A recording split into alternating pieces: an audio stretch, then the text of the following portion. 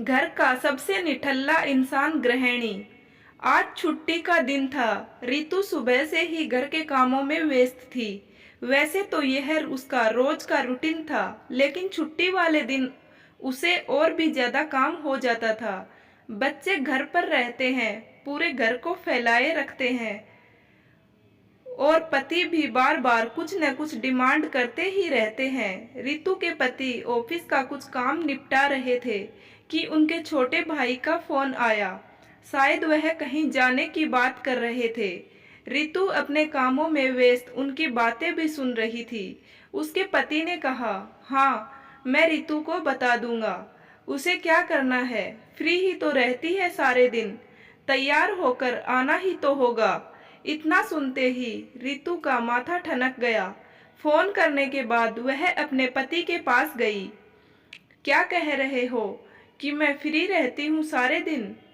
तुम्हें क्या लगता है कि मैं कभी कोई घर का काम करती ही नहीं? अगर मैं घर में कुछ करती ही नहीं तो सारा कैसे मैनेज हो जाता है? रितु के पति ने कहा कि मैंने ऐसा तो कुछ नहीं कहा। ऐसा कुछ नहीं कहा तो कहना तो यही चाह रहे हैं आप। आपको, आपके घर को, सबको संभालती हूँ, उसके बावजूद शिकायतें आपकी खत्म नहीं होती। आप लोग अपने काम को अच्छी तरह से कर सको, इसलिए मैं सारा दिन घर में व्यस्त रहती हूँ और आप कहते हैं कि मैं कुछ करती ही नहीं। उसके पति ने कहा कि तुम बात को कहीं और ले जा रही हो। करती ही क्या हो सारे दिन, घर में ही तो पड़ी रहती हो। रितु को अपने पति से ऐसी बातें कई बार सुनने को मिल जाती थी, लेकिन आज इतनी ज्यादा बात बढ़ जाएगी कि उसे भी नहीं पता था।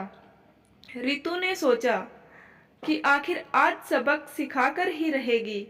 उस दिन रितु ने फिर कोई काम नहीं किया, घर को ऐसे ही पड़े रहने दिया।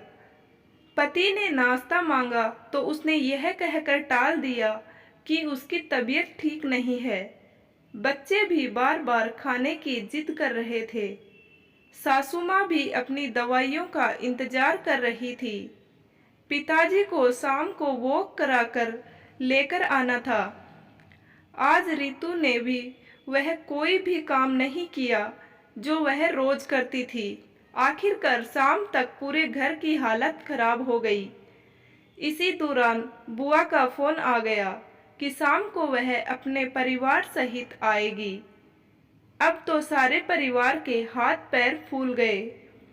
आखिरकार रितु ने जो अनकही हड़ताल कर रखी थी, आखिर में शाम को सासू माँ को बीच में बोलना पड़ा और उन्होंने कहा कि ऐसा सभी पुरुष कहते हैं, स्त्री के काम की कोई वैल्यू नहीं होती, क्योंकि वह जो घर का काम करती है उस काम के उसे पैसे नहीं दिए जाते।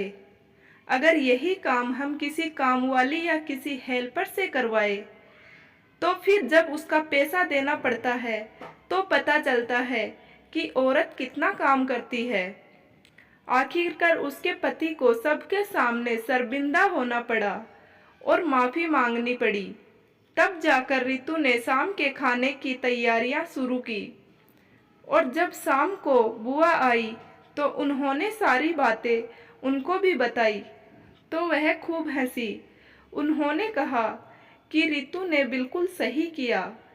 कई बार हमें बताना पड़ता है कि हम इस घर की वह धुरी हैं जिसको अगर 2 मिनट के लिए भी रोक दिया जाए तो जीवन अस्त व्यस्त हो जाता है। उम्मीद करती हूँ ये कहानी आपको पसंद आई होगी। कहानी के बारे में आपकी क्या राय है, कमेंट करके ज़रूर बताना। अगर कहानी पसंद आई हो तो वीडियो को लाइक करें और चैनल को सब्सक्राइब करें। पूरा वीडियो देखने के लिए आपका बहुत बहुत धन्यवाद।